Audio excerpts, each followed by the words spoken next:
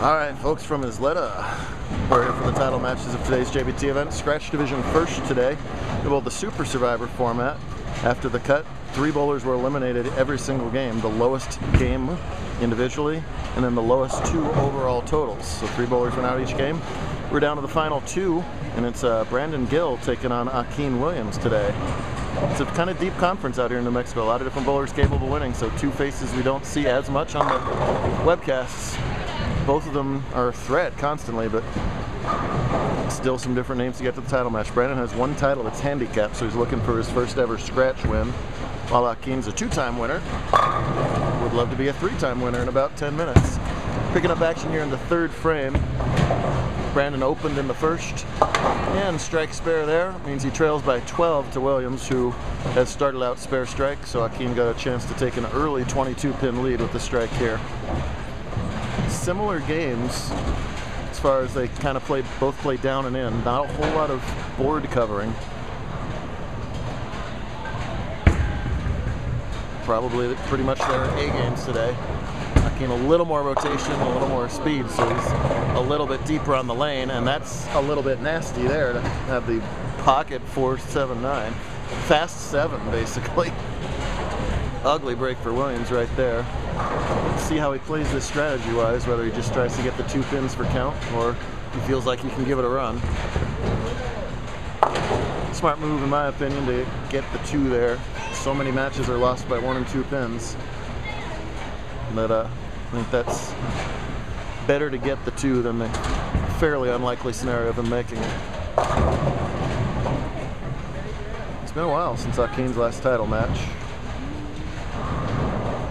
And he was bowled spectacular today. He was plus 235 for his first 8 games, and that's without any bonus pins at all. And shot 237 the last game to get here. 10 in the pit right there. And we're all tied up after 3.5 frames. This will be Gill shooting in his 4th.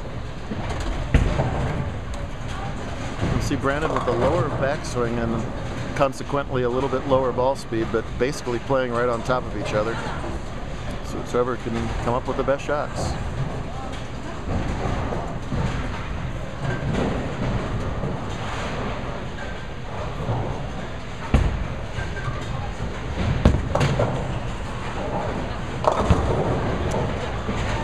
And you see the pattern come into play there. We bowled on the Route 66 pattern today.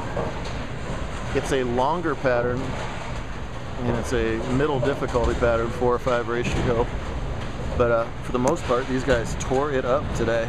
Higher than expected scores, really. Gill at the 2-pin. This lady tore it up extremely early on. I should get honorary invite. Because I got 6th and 7th. Did you really? And I missed it 5th by 8 pins-ish. Oh. Ugh and ugh.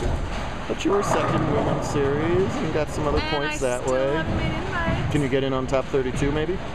Probably, but that requires me to bowl good. See you in leisure in about a month. You bowled very well.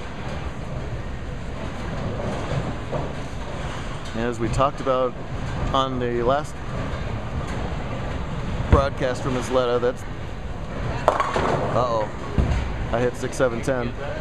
There's a couple different unusual obstacles you got to overcome here at Isleta, not the least of which is this rail, which is going down right the left side of every pair. It's in the left gutter, so it's will come into play here on this cross lane spare for sure.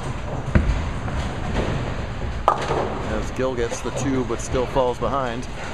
So not only is there this rail where you'll see some of the bowlers crash into it with their back foot, but each pair of lanes is set off 4 feet from the other. So here we're on 11 and 12. There's 9 and 10's foul line. There's 7 and 8's foul line. There's 5's and 6's foul line. It's a unique setup, and it's just another challenge the bowlers had to overcome. Wow, and Williams comes in high. Lucky to break out the 7-10 of that one and leave only the 4-pin. He'll lead by 15 if he can spare it up in what's been a fairly nervous title match so far. 2 bowlers, like you said, are not always in this situation. Nerves can definitely come into play. They both look great in the semifinals. They knocked out Cortez, which is no easy thing to do these days. Williams hardened straight at the 4-pin, covers it up.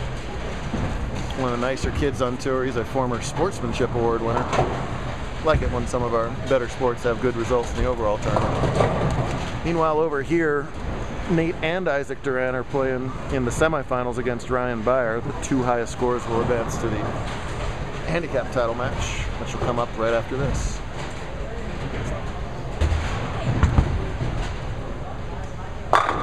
Yeah. So Williams looks great on the left lane. He struck every time. Has to get that right lane figured out if he's going to win the title. Watch part 2, see who comes out on top in this title match.